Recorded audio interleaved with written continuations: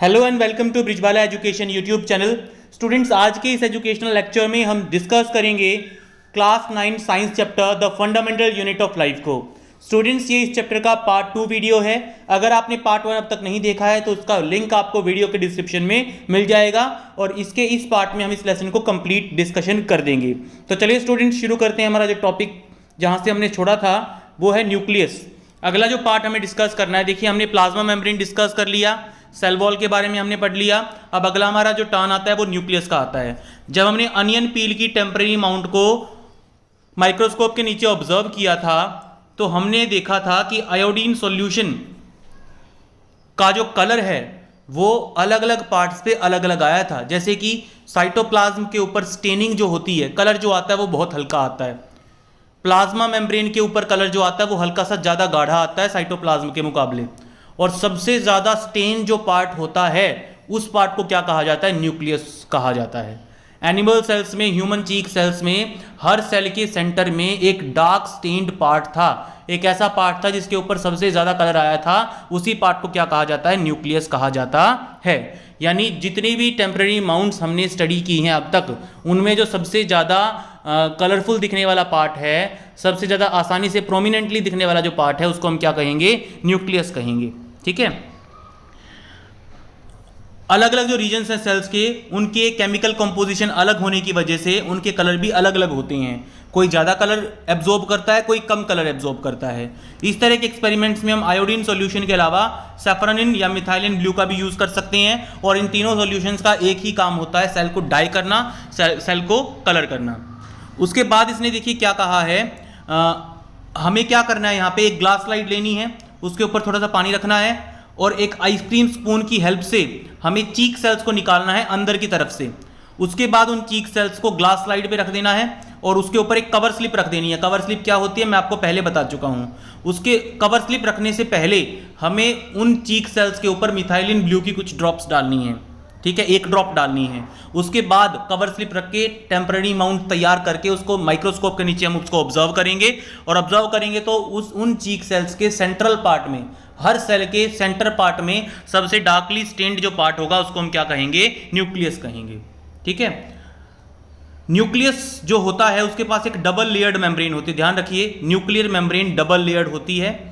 Nuclear membrane में छोटे छोटे पोर्स होते हैं जो मटेरियल्स का एक्सचेंज करवाने में हेल्प करते हैं न्यूक्लियस और साइटोप्लाज्म के बीच में। न्यूक्लियस और प्लाज्मा मेम्ब्रेन के बीच में जेली लाइक मटेरियल भरा होता है। देखिए ये तो होगी हमारी प्लाज्मा मेम्ब्रेन, लगभग बीच में, जो सारे सेल्स में बीच में होना जरूरी नहीं है। ये हो गया न्यूक्लियस। इन दोनों के बीच में यहाँ पे, जहाँ पे मैं डॉट डॉट लगा रहा हूँ, यहाँ पे एक जेली लाइक मटेरियल होता है, उसको क्या कहा जाता है? साइटोप्लाज्म कहा जाता है। तो न्यूक्लियस की जो डबल लेयर्ड मेम्ब्रेन होती है, जिसको न्यूक्लियर मेम्ब्रेन कहा जाता है, वो न्यूक्लियर मेम्ब्रेन मटेरियल्स का एक्सचेंज करवाने में हेल्प करती है साइटोप्लाज्म और न्यूक्लियस के बीच में। न्यूक्लियस के अंदर क्रोमोसोम्स होते हैं।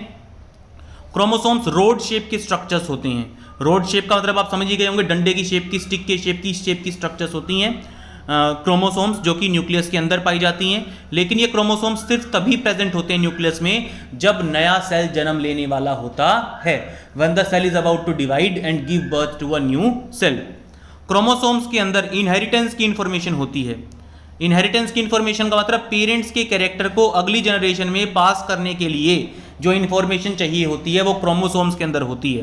क्रोमोसोम्स के अंदर डीएनए प्रेजेंट होते हैं। डीएनए की फुल फॉर्म है डीऑक्सीराइबो न्यूक्लिक एसिड। तो डीएनए जो होता है किसी भी सेल का, आपने डीएनए के बारे में पढ़ा होगा, डीएनए टेस्ट के बारे में पढ़ा होगा। तो डीएनए जो होता है किसी भी सेल का, वो कहाँ प्रेजेंट होता है? क्रोमोसोम्स के अंदर प्रेजेंट होता है। और क्रोमोसोम्स सेल्स के अंदर कब बनते हैं? जब सेल डिवाइड करने वाला होता है तभी बनते हैं। क्रोमोसोम्स जो होते हैं वो डीएनए और प्रोटीन से मिलकर बने होते हैं और इनका काम होता है हेरिडिटरी इंफॉर्मेशन को ट्रांसफर करना नए बनने वाले सेल में। डीएनए मॉलिक्यूल्स जो होते हैं उनमें नए सेल्स को बनाने और ऑर्गेनाइज करने के लिए जो इंफॉर्मेशन चाहिए होती है वो उनके अंदर स्टोर्ड होती है।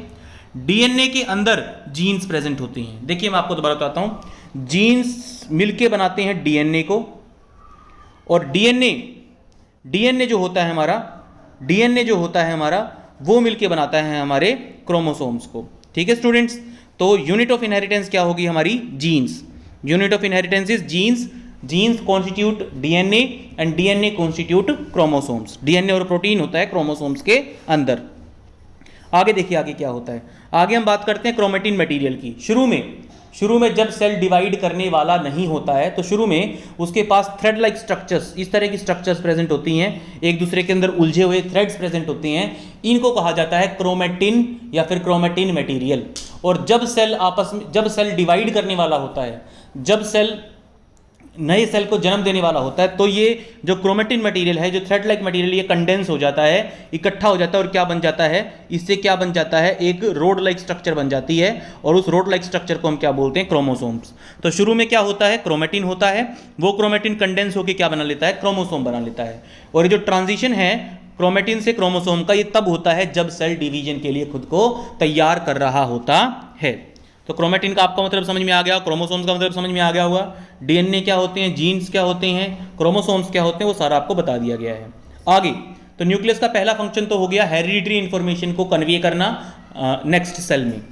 न्यूक्लियस का इसके अलावा एक और काम होता है सेल्यूलर रिप्रोडक्शन करना। सेल्यूलर रिप्रोडक्शन करना यानी जब भी सेल डिवाइड करता है, दो नए सेल्स बनाता है, तो उस वक्त इसका बहुत इंपॉर्टेंट काम करता है, होता है। क्या काम होता है, न्यूक्लियस के अंदर प्रेजेंट क्रोमोसोम्स नए सेल के अंदर जाते हैं डिवाइड करके, क्रोमोसोम्स डिवाइड करके नए सेल के अंदर जाते हैं। और नया सेल किस तरीके से फॉर्म होगा, किस तरीके से ऑर्गेनाइज होगा, ये उसी के ऊपर डिपेंड करता है। किसके ऊपर डिपेंड करता है, क्रोमोसोम्स के ऊपर डिपेंड करता है, जो कि न्यूक्लियस ने बनाए हैं। समझ में आ गया आपको। कुछ ऑर्गेनिजम्स जैसे कि बैक्टीरिया, कुछ ऑर्गेनिज्म जैसे कि बैक्टीरिया में जो न्यूक्लियर पार्ट होता है, यानी जो न्यूक्लियस होता है, वो पुअरली डेवलप्ड होता है, प्रॉपरली डेवलप्ड नहीं होता। क्यों, क्योंकि उनके पास न्यूक्लियर मेम्ब्रेन ही नहीं होती। अब आप सोचिए, जिसके पास मेम्ब्रेन ही नहीं है उस ऑर्गन को हम वेल डिफाइंड कह सकते हैं? नहीं कह सकते, क्योंकि हमें यही नहीं पता कि वो जो ऑर्गेनल है वो कहाँ से शुरू हो रहा है और कहाँ पे ख़त्म हो रहा है। तो कुछ बैक्टीरिया के अंदर वेल डिफाइंड न्यूक्लियस प्रेजेंट नहीं होता। क्यों नहीं होता? क्योंकि उस न्यूक्लियस के पास न्यूक्लियर मेम्ब्रेन ही नहीं होती। तो ऐसे न्यूक्लियस को कहा जाता है न्यूक्लियोइड, यानी पुअरली डिफाइंड न्यूक्लियस को कहा जाएगा न्यूक्लियोइड। उसके अंदर सिर्फ न्यूक्लिक एसिड्स आपस में जमा हुए होते हैं। इस तरह के ऑर्गेनिजम्स जिनके पास बिना न्यूक्लियर मेम्ब्रेन वाला न्यूक्लियस होता है, उन ऑर्गेनिजम्स को कहा जाता है प्रोकैरियोट्स, और उन सेल्स को कहा जाता है प्रोकैरियोटिक सेल्स। तो ध्यान दें आप, दो तरह के ऑर्गेनिजम्स हुए, यूकैरियोट्स और प्रोकैरियोट्स। प्रोकैरियोट्स और यूकैरियोट्स, इनके अंदर चीफली डिफरेंस क्या है? प्रोकैरियोट्स के अंदर पुअरली डिफाइंड न्यूक्लियस होता है जिसको न्यूक्लियोइड कहा जाता है। यूकैरियोट्स के अंदर वेल डिफाइंड न्यूक्लियस होता है जिसके पास double layered nuclear membrane present होती है। जो प्रोकैरियोटिक सेल्स होते हैं उनके अंदर ज़्यादातर ऑर्गेनल्स नहीं होते। यूकैरियोटिक सेल्स के अंदर ज़्यादातर ऑर्गेनल्स होते हैं, प्रोकैरियोटिक के अंदर नहीं होते। इसके अलावा प्रोकैरियोटिक सेल्स के अंदर जो बाकी ऑर्गेनल्स होते हैं उनके पास भी मेम्ब्रेन्स नहीं होती। ठीक है, सिर्फ न्यूक्लियस के पास ही नहीं, जो थोड़े बहुत दूसरे ऑर्गेनल्स प्रेजेंट हैं वो भी पुअरली डिफाइंड होते हैं प्रोकैरियोटिक ऑर्गेनिजम्स में। ठीक है, जैसे कि जो क्लोरोफिल होता है फोटोसिंथेटिक प्रोकैरियोटिक बैक्टीरिया में, वो सिर्फ मेम्ब्रेनस वेसिकल्स से जुड़ा होता है, प्लास्टिड्स से जुड़ा नहीं होता है यूकैरियोटिक सेल्स की तरह। अब इस बात को आप समझिए, मैं आपको समझाता हूँ इस बात को। यूकैरियोटिक प्लांट सेल्स जो होती हैं उनके अंदर जो क्लोरोफिल प्रेजेंट होता है वो प्लास्टिड्स के अंदर वेल डिफाइंड पार्ट में वेल डिफाइंड तरीके से प्रेजेंट होता है। प्लास्टिड्स क्या होते हैं ये आगे आप पढ़ेंगे, लेसन में आगे आपके आएगा। तो प्लास्टिड्स के साथ प्रॉपरली ज्वाइंट होता है क्लोरोफिल, जो कि फोटोसिंथेसिस के लिए चाहिए होता है।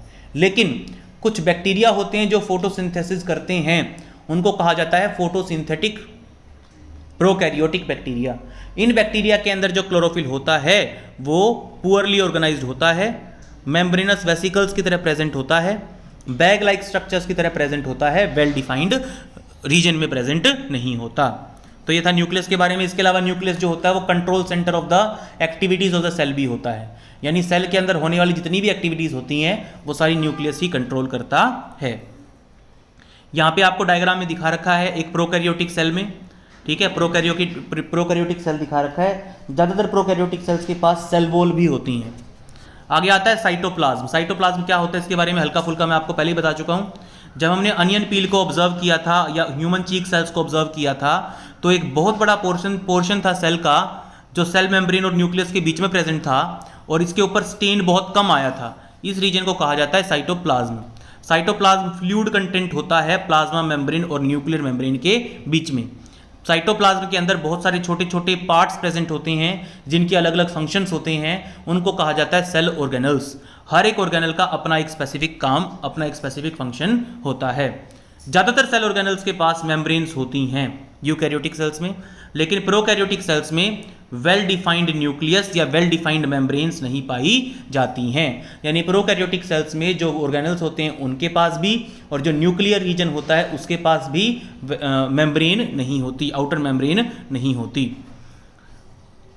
देखिए मेम्ब्रेन्स जो होती हैं वो बहुत इंपॉर्टेंट होती हैं, क्योंकि मेम्ब्रेन्स ही लिविंग ऑर्गेनिज्म की पहचान होती हैं।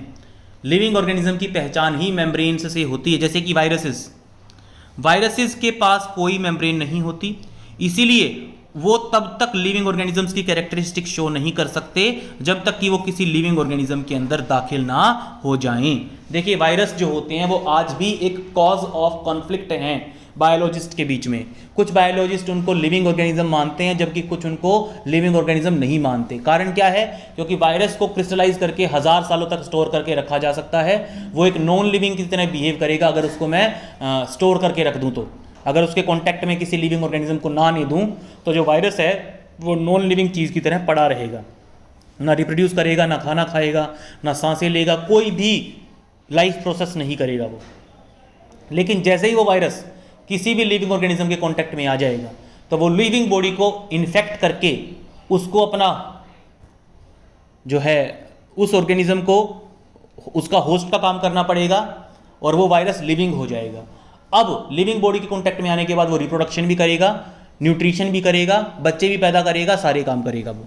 तो वायरसेस को लिविंग ऑर्गेनिजम्स में ना कंसिडर करने का बहुत बड़ा कारण है उसके पास मेम्ब्रेन्स ना होना। तो यहाँ प्रोकैरियोटिक और यूकैरियोटिक सेल्स में डिफरेंसेस दे रखे हैं। प्रोकैरियोटिक सेल्स स्मॉल होती हैं, यूकैरियोटिक सेल्स लार्ज होती हैं। न्यूक्लियर रीजन पुअरली डिफाइंड होता है प्रोकैरियोटिक सेल्स में और उसके न्यूक्लियर रीजन को न्यूक्लियोइड कहा जाता है। वेल डिफाइंड न्यूक्लियर रीजन होता है जिसके पास न्यूक्लियर मेम्ब्रेन होती है। एक ही क्रोमोसोम पाया जाता है प्रोकैरियोटिक सेल्स में, ज़्यादा क्रोमोसोम्स पाए जाते हैं यूकैरियोटिक सेल्स में। मेम्ब्रेन बाउंड सेल ऑर्गेनल्स पाए जाते हैं प्रोकैरियोटिक सेल्स में, मेम्ब्रेन बाउंड सेल ऑर्गेनल्स नहीं पाए जाते यूकैरियोटिक सेल्स में। आगे आपका आता है स्टूडेंट्स सेल ऑर्गेनल्स। अब हम पढ़ेंगे, देखिए हमने साइटोप्लाज्म पढ़ लिया, न्यूक्लियस पढ़ लिया, प्लाज्मा मेम्ब्रेन पढ़ लिया, सेल वॉल पढ़ लिया। हर एक का फंक्शन, स्ट्रक्चर, कहाँ प्रेजेंट होता है, क्या काम करता है, ये भी हमने पढ़ लिया है। अब अगला आता है हमारा सेल ऑर्गेनल्स। सेल के साइटोप्लाज्म के अंदर जो छोटे छोटे ऑर्गेनल्स प्रेजेंट होते हैं, छोटे छोटे पार्ट्स प्रेजेंट होते हैं, उनको क्या कहा जाता है? सेल ऑर्गेनल्स कहा जाता है। इसके अलावा एक बात और ध्यान देने वाली बात है स्टूडेंट्स, वो है प्रोटोप्लाज्म।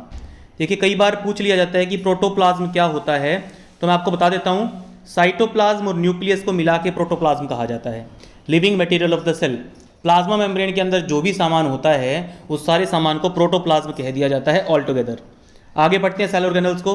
हर एक सेल के पास एक मेम्ब्रेन होती है, ठीक है, जो उसके कंटेंट्स को बाहर के एनवायरनमेंट से सेपरेट करके रखती है मेम्ब्रेन। बड़े बड़े जो कॉम्प्लेक्स सेल्स होते हैं, जैसे कि मल्टी सेल्यूलर ऑर्गेनिजम्स में जो सेल्स होते हैं, उनके अंदर बहुत सारी केमिकल एक्टिविटीज़ होती हैं। उनका स्ट्रक्चर काफ़ी कॉम्प्लेक्स होता है, फंक्शन काफ़ी कॉम्प्लेक्स होता है। इतनी सारी एक्टिविटीज़ को एक दूसरे के अंदर मिलने से रोकने के लिए, सारी एक्टिविटीज़ को सेपरेटली और एफिशिएंटली करने के लिए इन सेल्स के पास छोटे छोटे मेम्ब्रेन बाउंड सेल ऑर्गेनल्स पाए जाते हैं। यूकैरियोटिक सेल्स के अंदर मेम्ब्रेन बाउंड सेल ऑर्गेनल्स पाए जाते हैं, जबकि प्रोकैरियोटिक सेल्स के अंदर विदाउट मेम्ब्रेन वाले सेल ऑर्गेनल्स पाए जाते हैं। ये ऑर्गेनल्स सिर्फ इलेक्ट्रॉन माइक्रोस्कोप से ही नजर आते हैं, पावरफुल माइक्रोस्कोप से ही नजर आते हैं, सिंपल माइक्रोस्कोप से, कंपाउंड माइक्रोस्कोप से नजर नहीं आएंगे प्रॉपरली। आगे आता है न्यूक्लियस क्या होता है, ये हम डिस्कस कर चुके हैं।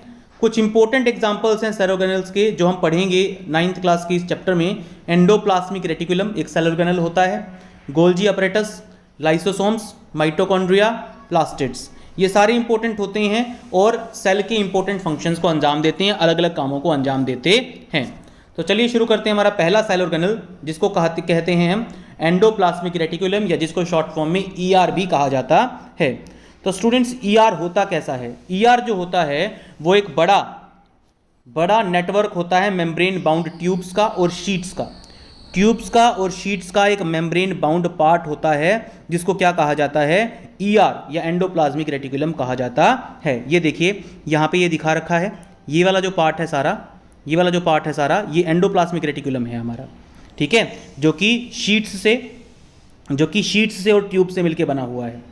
ये जो पार्ट होता है एंडोप्लाज्मिक रेटिकुलम, ये लंबे लंबे ट्यूब्स या फिर राउंड बैग्स जैसा दिखाई देता है, वेसिकल्स जैसा दिखाई देता है। ईआर जो होता है वो प्लाज्मा मेम्ब्रेन जैसा होता है स्ट्रक्चर में, कुछ कुछ प्लाज्मा मेम्ब्रेन जैसा होता है। ईआर दो तरह का होता है स्टूडेंट्स, एक तो आरईआर और एक एसईआर। बड़ा ही सिंपल सा इनका वो है, फुल फॉर्म है। RER rough endoplasmic reticulum, SER smooth endoplasmic reticulum. इन दोनों में फर्क क्या होता है? जिस एंडोप्लाज्मिक रेटिकुलम की सरफेस के ऊपर दानेदार स्ट्रक्चर्स पाई जाती हैं उसको तो आरईआर कह दिया जाता है, और जिसके ऊपर इस तरह की दानेदार स्ट्रक्चर्स नहीं पाई जाती उसको एसईआर कह दिया जाता है। यही only point of difference in दोनों के बीच में। अब जो दानेदार स्ट्रक्चर्स की हम बात कर रहे हैं, छोटे छोटे दानों की जो हम बात कर रहे हैं, स्मॉल स्ट्रक्चर्स की जो बात कर रहे हैं, उन स्मॉल स्ट्रक्चर्स को कहा जाता है राइबोसोम्स। यानी जब एंडोप्लाज्मिक रेटिकुलम की आउटर मेम्ब्रेन के ऊपर राइबोसोम्स प्रेजेंट होते हैं तो वो उसकी सरफेस को रफ बना देते हैं, इसलिए उसको हम रफ एंडोप्लाज्मिक रेटिकुलम कह देते हैं। और जिस एंडोप्लाज्मिक रेटिकुलम के सरफेस के ऊपर राइबोसोम्स प्रेजेंट नहीं होते उसको हम एसईआर यानी स्मूथ एंडोप्लाज्मिक रेटिकुलम का नाम दे देते हैं। ये जो राइबोसोम्स होते हैं ये हर लिविंग सेल में पाए जाते हैं और इनका काम होता है प्रोटीन मैन्युफैक्चर करना, प्रोटीन्स बनाना। राइबोसोम्स को protein factory of the cells भी कहा जाता है। अब राइबोसोम्स जिन प्रोटीन्स को बनाते हैं वो सारे प्रोटीन्स सेल के अलग अलग पार्ट्स में पहुंचाने का काम ईआर की ट्यूब्स ही करती हैं। यानी राइबोसोम्स का काम तो हो गया प्रोटीन मैन्युफैक्चर करना, उस मैन्युफैक्चर प्रोटीन को जरूरत के हिसाब से सेल के हर ऑर्गेनल तक पहुंचाने का काम होता है ईआर का। एसईआर जो होता है वो फैट मॉलिक्यूल्स यानी लिपिड्स को बनाने में हेल्प करता है। यानी प्रोटीन्स कौन बनाता है? Ribosomes present on the RER, और लिपिड्स कौन बनाता है? एसईआर बनाता है। लिपिड्स और प्रोटीन्स ये सेल मेम्ब्रेन को बनाने में हेल्प करते हैं, और सेल मेम्ब्रेन के बनने की इस प्रोसेस को कहा जाता है membrane biogenesis. Membrane biogenesis is the process of formation of cell membrane by using proteins and lipids. These proteins are made in ribosomes and lipids are made in SER. ये membrane biogenesis होता है। इसके अलावा कुछ और proteins और lipids जो होते हैं वो एंजाइम्स का काम करते हैं। अब हमें ये बता रहा है कि जो प्रोटीन्स और लिपिड्स बनाए हैं ईआर ने और राइबोसोम्स ने वो क्या क्या काम करते हैं। पहला काम तो हो गया वो सेल मेम्ब्रेन बनाने में हेल्प करते हैं। दूसरा काम वो एंजाइम्स और हार्मोन्स बनाने में हेल्प करते हैं। ठीक है, समझ में आ गया आपको? इसके अलावा ईआर जो होता है उसकी जो स्ट्रक्चर होती है, उसकी जो अपीयरेंस होती है वो अलग अलग सेल्स में अलग अलग होती है, लेकिन एक बात पक्की होती है कि वो नेटवर्क बनाता है, एक चैनल बनाता है, एक नेटवर्क बनाता है हर सेल के अंदर। आगे आता है ईआर जो होता है वो चैनल्स का काम करता है, मटेरियल्स का ट्रांसपोर्ट करवाता है सेल के एक पार्ट से सेल के दूसरे पार्ट के बीच में। न्यूक्लियस और साइटोप्लाज्म के बीच में ट्रांसपोर्ट में हेल्प करेगा, सेल ऑर्गेनल्स के बीच में ट्रांसपोर्ट में हेल्प करेगा, प्रोटीन सप्लाई करेगा, सेल के जिस भी पार्ट को प्रोटीन चाहिए उसको प्रोटीन सप्लाई करेगा, लिपिड्स बनाएगा अपने अंदर, उन लिपिड्स को बनाने के बाद जरूरत के हिसाब से सेल के हर पार्ट तक पहुंचाएगा। इतने सारे फंक्शंस हैं सेल ऑर्गेनल इसके ईआर के। ईआर एक साइटोप्लाज्मिक फ्रेमवर्क का भी काम करता है जो सरफेस एरिया प्रोवाइड करता है सेल के अंदर होने वाली बायोकेमिकल एक्टिविटीज के लिए। देखिए हर केमिकल रिएक्शन को होने के लिए कोई सरफेस चाहिए होती है, कुछ एरिया चाहिए होता है, क्योंकि एंडोप्लाज्मिक रेटिकुलम एक नेटवर्क की तरह फैला होता है, ट्यूब्स की तरह, वेसिकल्स की तरह फैला होता है, इसलिए काफ़ी बड़ा एरिया होता है। और वो जो सरफेस एरिया है ईआर का वो सेल के काम में आता है केमिकल रिएक्शंस करने के लिए, केमिकल एक्टिविटीज़ करने के लिए। जो लीवर सेल्स होती हैं कुछ ऑर्गेनिजम्स की, कुछ वर्टिब्रेट्स की, वर्टिब्रेट्स क्या होते हैं? बैकबोन वाले जो एनिमल्स होते हैं ना उनको वर्टिब्रेट्स कहा जाता है, जिनके पास बैकबोन होती है, रीढ़ की हड्डी होती है। तो जो लीवर सेल्स होती हैं वर्टिब्रेट एनिमल्स की, ठीक है, उनके पास एक स्पेशल फंक्शन होता है। कौन सा फंक्शन? डिटॉक्सिफिकेशन का। हमारे शरीर के अंदर जो पॉइजन बनता है उस पॉइजन को डिटॉक्सिफाई करने का काम कौन करता है? ER present in liver cells of vertebrate animals. ठीक है, ड्रग्स और पॉइजन्स के खिलाफ हमारी बॉडी को बचाता कौन है? हमें ER ऑफ लीवर सेल्स। तो ER के बहुत सारे फंक्शंस हो गए हैं स्टूडेंट्स यहाँ पे। वो नेटवर्क ऑफ मतलब एक साइटोप्लाज्मिक फ्रेमवर्क बनाता है, ट्रांसपोर्ट में हेल्प करता है, प्रोटीन बनाने के लिए, राइबोसोम्स को सरफेस प्रोवाइड करता है प्रोटीन बनाने के लिए, अपने खुद के अंदर लिपिड्स बनाता है। जो प्रोटीन्स और लिपिड्स बनते हैं उन प्रोटीन और लिपिड्स की हेल्प से मेम्ब्रेन बनती है, एंजाइम्स बनते हैं, हार्मोन्स बनते हैं। इसके अलावा ER सेल के हर हिस्से तक उसकी ज़रूरत के मुताबिक प्रोटीन और लिपिड्स पहुंचाने में हेल्प करता है। वो सरफेस एरिया प्रोवाइड करता है सेल केमिकल एक्टिविटीज़ को करवाने के लिए। इसके अलावा वर्टिब्रेट एनिमल्स की लीवर सेल्स के अंदर पाए जाने वाला ER उनके शरीर के अंदर बनने वाले हार्मफुल पॉइजन्स को, ड्रग्स को डिटॉक्सिफाई करने का काम करता है। यहाँ पे आपको एक प्लांट सेल दिखा रखी है स्टूडेंट्स। प्लांट सेल के अंदर आपको अलग अलग तरह के सेल ऑर्गेनल्स दिखा रखे हैं। ठीक है, देखिए यहाँ पे स्मूथ एंडोप्लाज्मिक रेटिकुलम क्या होता है वो हम पढ़ चुके हैं। ठीक है, बाकी जो क्लोरोप्लास्ट के बारे में, राइबोसोम्स के बारे में भी हम पढ़ चुके हैं, माइटोकॉन्ड्रिया के बारे में। ठीक है, इन सारी चीज़ों के बारे में हम पढ़ेंगे, कौन सा क्या पार्ट होता है। ये न्यूक्लियस अच्छा खोल के दिखा रखा आपको, न्यूक्लियस किस तरह का होता है। न्यूक्लियस के भी अंदर से पार्ट होते हैं स्टूडेंट्स, न्यूक्लियर मेम्ब्रेन, न्यूक्लियोप्लाज्म। ठीक है, कई तरह के पार्ट्स होते हैं, न्यूक्लियोलस होता है, लेकिन आपके सिलेबस में जितना है मैंने आपको उतना ही बताया है। आगे आता है आपका गोल्जी बॉडीज़, अगला सेल ऑर्गेनल जिसको गोल्जी अपरेटस भी कहा जाता है। इसका नाम रखा गया है कैमिलो गोल्जी नाम के बायोलॉजिस्ट के ऊपर जिन्होंने इसकी डिस्कवरी की थी। ये मेम्ब्रेन बाउंड वेसिकल्स, वेसिकल्स का मतलब इस तरीके के सेक्स होते हैं इसमें, इस तरह के फ्लैटेंड सेक्स से मिलके बना होता है, एक के ऊपर एक, एक के ऊपर एक, एक के ऊपर एक। ठीक है, और ये आपस में कनेक्टेड होते हैं। ठीक है, एक दूसरे के पैरेलल होते हैं और इन पैरेलल्स को क्या कहा जाता है, सिस्टर्न्स कहा जाता है। एक के ऊपर एक इस तरह के जो होंगे, एक के ऊपर एक, उसके ऊपर फिर एक, तो इनको क्या कहा जाता है, सिस्टर्न्स कहा जाता है। इस कॉम्बिनेशन को क्या कहा जाता है, सिस्टर्न्स कहा जाता है। तो इस तरह का बना होता है हमारा गोल्जी एपरेटस। ER के अंदर जो भी मटेरियल्स बनते हैं उनको पैक करके उनके डिस्पैच करने का काम जो होता है उनकी टारगेट साइट तक, वो गोल्जी अपरेटस करता है। गोल्जी अपरेटस इसके अलावा मटेरियल्स को स्टोर करता है, मॉडिफाई यानी उनको चेंज करता है, और प्रोडक्ट्स की पैकेजिंग करता है। पैकेजिंग का मतलब वो प्रोडक्ट को पैक करके उसकी टारगेट साइट तक भेजता है, ताकि रास्ते में वो कहीं खुल के कहीं और यूज़ अप ना हो जाए, कहीं और वेस्ट ना हो जाए। कुछ केसेस में कॉम्प्लेक्स शुगर्स को बनाता है सिंपल शुगर की हेल्प से। देखिए, हमारा बॉडी जब फूड को डाइजेस्ट करता है तो वो कॉम्प्लेक्स शुगर्स को सिंपल शुगर में चेंज कर देता है, ग्लूकोज में चेंज कर देता है डाइजेस्ट करके। लेकिन हमारे शरीर के सेल्स के अंदर कुछ जगहों पे कॉम्प्लेक्स शुगर की ज़रूरत होती है, तो ये जो गोल्जी अपरेटस है ये क्या करता है, सिंपल शुगर से दोबारा कॉम्प्लेक्स शुगर बना लेता है। गोल्जी अपरेटस लाइसोसोम फॉर्मेशन में भी हेल्प करता है। लाइसोसोम क्या होते हैं वो अगला हमारा आर्टिकल है। तो गोल्जी बॉडीज होती कैसी हैं, क्या क्या काम करती हैं, क्या क्या काम करती हैं, ER के अंदर बनने वाले मटेरियल्स को पैक करके डिस्पैच करने का काम करती हैं, कुछ चीज़ों को स्टोर करती हैं, कुछ चीज़ों को मॉडिफाई करती हैं, कॉम्प्लेक्स शुगर बनाती हैं सिंपल शुगर की हेल्प से, और लाइसोसोम फॉर्मेशन में भी उनका बहुत इंपॉर्टेंट रोल होता है। आगे आता है हमारा अगला cell organelle, that is lysosomes.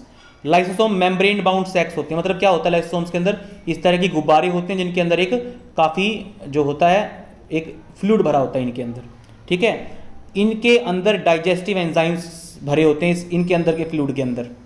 ये एंजाइम्स RER के अंदर बनते हैं। ध्यान रखें आप इस बात का, the digestive enzymes present inside lysosomes are manufactured in RER।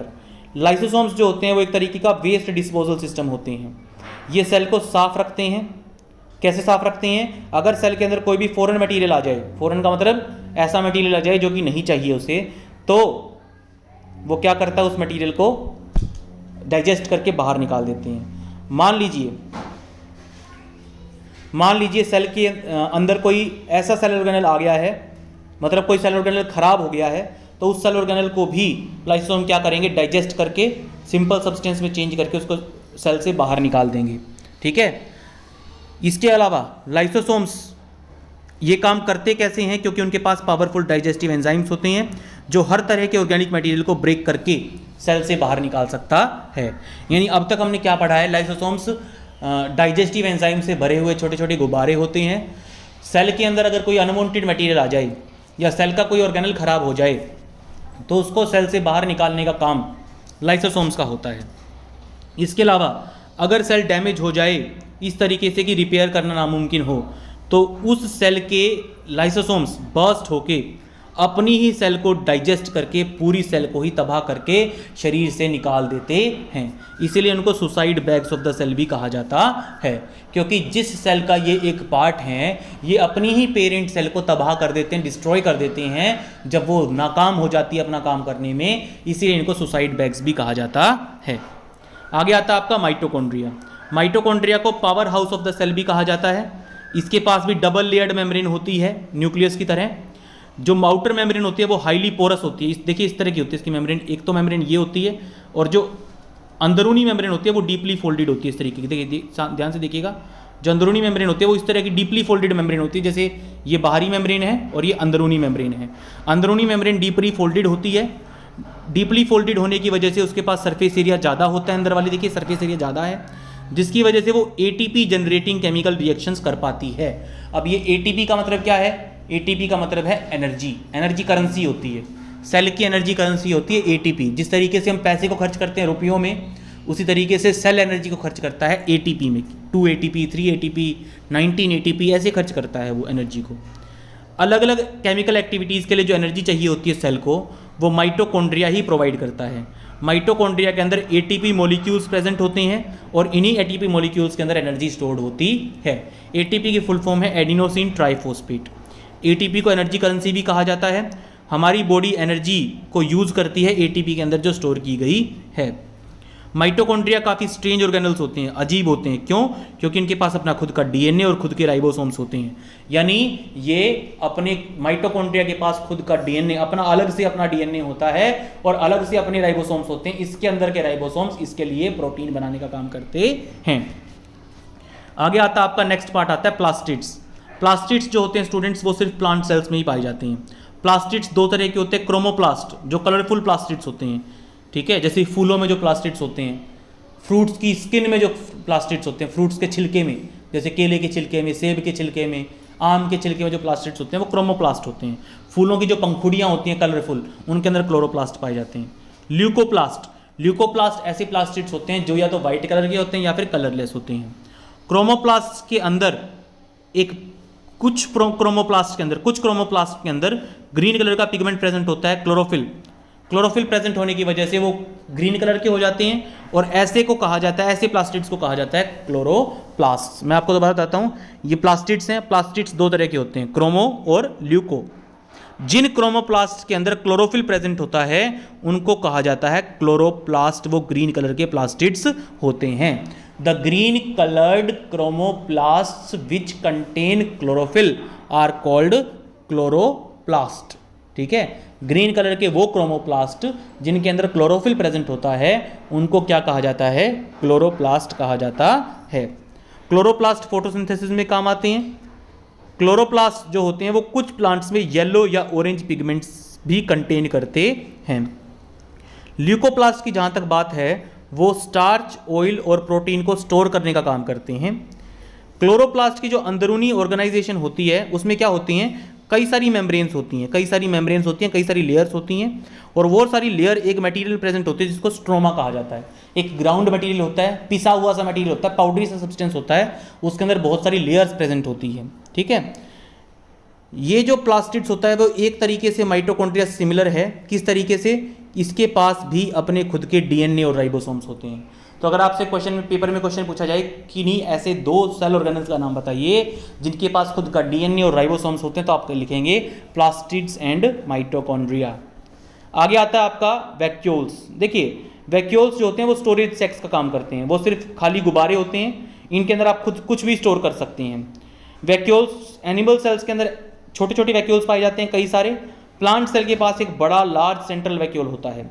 ये large central vacuole plant cell का 50 से 90% तक स्पेस घेर लेता है। जैसे कि अगर मैं आपको दिखाऊं, यहाँ देखिए, ये देखिए कितना बड़ा वैक्यूल है। जबकि इतना बड़ा वैक्यूल कभी भी एनिमल सेल के अंदर नहीं पाया जाता। प्लांट सेल के अंदर एक लार्ज सेंट्रल वैक्यूल होता है जिसकी वजह से न्यूक्लियस भी पेरीफेरी पे धकेल दिया जाता है, प्लाज्मा मेम्ब्रेन के पास धकेल दिया जाता है। अगर ये इतना बड़ा वैक्यूल ना होता तो इस प्लांट सेल का न्यूक्लियस बीच में मौजूद होता है। ठीक है, तो ये जो लार्ज सेंट्रल वैक्यूल होता है 50 से 90% स्पेस घेर लेता है प्लांट सेल्स का। प्लांट सेल्स के अंदर वैक्यूल्स के अंदर सेल सेप भरा होता है। वो सेल को टर्जिडिटी और रिजिडिटी प्रोवाइड करते हैं। टर्जिडिटी और रिजिडिटी का मतलब सख्त बनाते हैं सेल को। बहुत से जो सब्सटेंसेस होते हैं वो वैक्यूल्स के अंदर स्टोर करती हैं प्लांट सेल्स, जैसे कि amino acids, sugar, organic acids, proteins. Single celled organism जैसे कि अमीबा में फूड वैक्यूल की हेल्प से खाना खाते हैं। अमीबा फूड वैक्यूल की हेल्प से खाने को एंगल्फ करता है। कुछ यूनिसेल्युलर ऑर्गेनिजम्स में स्पेशल वैक्यूल्स होती हैं, कुछ स्पेशलाइज्ड वैक्यूल्स होती हैं जो एक्स्ट्रा वाटर और वेस्ट सब्सटेंसेस को सेल से बाहर निकालने का काम करती हैं। कैसे? वो जैसे अमीबा में भी ये काम होता है। अमीबा फूड वैक्यूल की हेल्प से खाना खाता है और वैक्यूल की हेल्प से ही मतलब अनडाइजेस्टेड जो फूड होता है, वेस्ट जो मटेरियल होता है, उसको शरीर से बाहर निकाल देता है। आगे आपका आता है टॉपिक हर एक सेल। इसका मतलब हर एक सेल का खुद का स्ट्रक्चर होता है, ठीक है, और खुद के फंक्शंस होते हैं। उसके पास मेम्ब्रेन्स होती हैं, ऑर्गेनल्स होते हैं जो अपने अपने तरीक़ों से काम करते हैं। इसीलिए सेल की अपनी खुद की एक बेसिक स्ट्रक्चरल ऑर्गेनाइजेशन है। इसीलिए एक अकेला सेल भी रेस्पिरेशन, न्यूट्रिशन, वेस्ट मटेरियल को क्लीन करना, नए सेल्स बनाना, ये सारे काम, यानी जो काम एक कंप्लीट ऑर्गेनिज्म करता है वो सारे काम एक अकेला सेल भी कर सकता है। इसीलिए सेल को फंडामेंटल और स्ट्रक्चरल यूनिट कहा जाता है लिविंग ऑर्गेनिजम्स की। ये मैं आपको पहले ही बता चुका हूँ। आगे आता है सेल डिवीजन। सेल डिवीजन दो तरह का होता है, एक तो मीटोसिस और एक मियोसिस। दो तरह का होता है सेल डिवीजन। एक को कहा जाता है मीटोसिस और एक को कहा जाता है मियोसिस, ठीक है। सेल डिवीजन का मतलब होता है नई सेल्स बनाना, पुराने सेल्स से नए सेल्स बनाना, ये सेल डिवीजन होता है।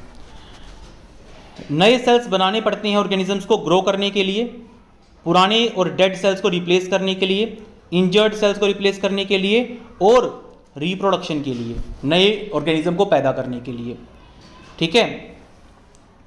जिस प्रोसेस के जरिए नए सेल्स बनते हैं उस प्रोसेस को कहा जाता है सेल डिवीजन। सेल डिवीजन दो तरह की होती है, मीटोसिस और मियोसिस।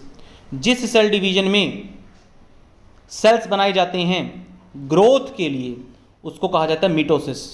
पुराने सेल्स को रिप्लेस करने के लिए, वोर्न आउट सेल्स को रिप्लेस करने के लिए, इंजर्ड सेल्स को रिप्लेस करने के लिए, या ग्रोथ के लिए, जैसे हम बच्चे होते हैं उसके बाद बड़े होते हैं, हमारी हाथों का, आँखों का, नाकों का साइज ग्रो करता है, हमारे सेल्स ग्रो करते हैं, सेल्स का संख्या बढ़ती है।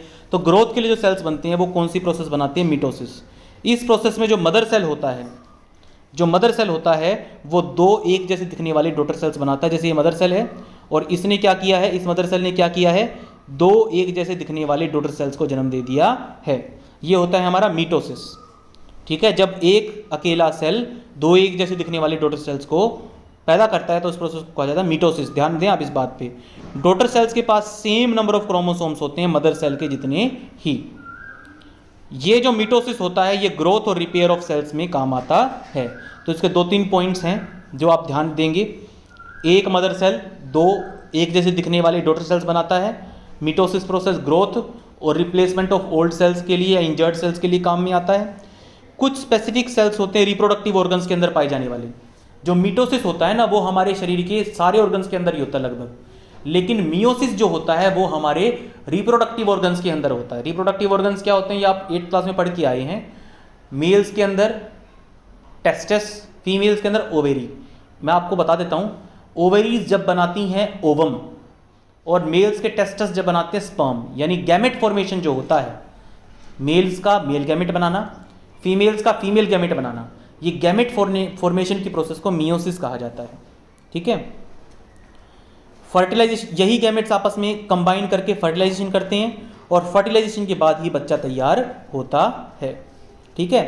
तो जो गैमेट्स बनते हैं वो एक सेपरेट प्रोसेस से बनते हैं जिसको क्या कहा जाता है? मियोसिस, जिसमें एक साथ दो डिविजन्स होती हैं। जब एक सेल मियोसिस के जरिए डिवाइड करता है तो ये 4 तरह की नई सेल्स बनाता है जो एक दूसरे से आइडेंटिकल नहीं होती। देखिए ये जो 4 सेल्स बनी हैं ये एक दूसरे से आइडेंटिकल नहीं है, जबकि यहाँ बनने वाली 2 सेल्स एक दूसरे के आइडेंटिकल है।